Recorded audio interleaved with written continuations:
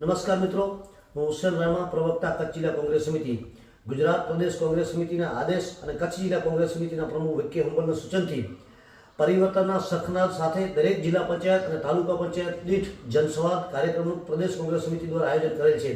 કચ્છ જિલ્લાની 38 જિલ્લા પંચાયતોનું આજે અમે લખપત તાલુકાની પાનંદ્રો જિલ્લા પંચાયતથી આ કાર્યક્રમની શરૂઆત કરી રહ્યા છીએ. આજે પાનંદ્રો જિલ્લા પંચાયત અને એની નીચે આવતી 8 તાલુકા પંચાયતો, જેમાં પાનંદ્રો 1, પાનંદ્રો 2, પાનંદ્રો 3, ગુનેરી, છેરમોટી, કપુરાસી, નારાયણ સરોવર, બરંદા સીટનો પ્રવાસ કરશું.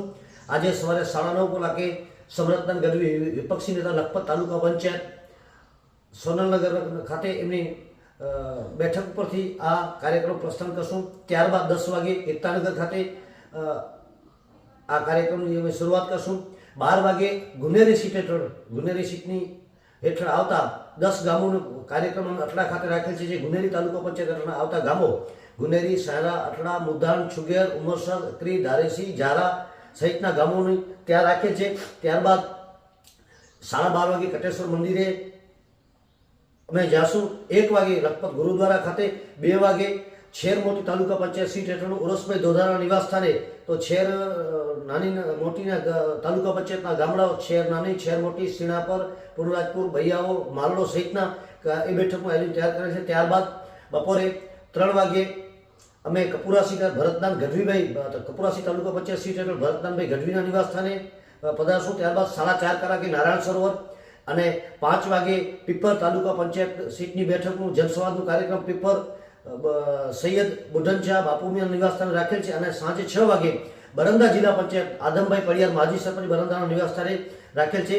તો જે તાલુકા પંચાયતના જે ગામડાઓ લાગતા હોય, દાખલા તરીકે બરંદાસીના તો બરંદા, ખારાઈ, ઝાડવા જે ગામના લોકો હોય એ લોકોને એ વિસ્તારના કોંગ્રેસના આગેવાનોને, કોંગ્રેસના કાર્યકરોને પધારવા વિનંતી છે.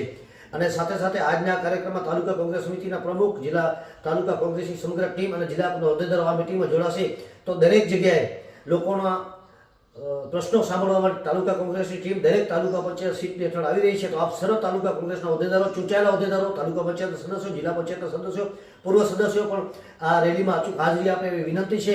તો આજે તાલુકા પંચાયતના પ્રમુખ, જિલ્લા કોંગ્રેસના હોદ્દેદારો, જિલ્લા પંચાયતના ચૂંટાયેલા બંને પ્રતિનિધિઓની હાજરીમાં અમે લખપત તાલુકાનો પ્રવાસ કરી રહ્યા છીએ. આવતીકાલે દયાપર જિલ્લા પંચાયતનો અમે પ્રવાસ કરશું, જેની અંદર આવતીકાલે દયાપર જિલ્લા પંચાયત હેઠળ આવતા 8 સીટો ગેડુલી, લાખાપર, નરા, દયાપર, મીઠિયારી, દોલતપર, માતા નર્મદાના બાડરા સીટનો પ્રવાસ કરશું. તો ફરીથી મારી લખપત તાલુકાના તમામ કોંગ્રેસના કાર્યકરોને વિનંતી છે કે જે સ્થળ, જે સમય છે એ સમય આપ અચૂક હાજરી આપશો એ વિનંતી છે.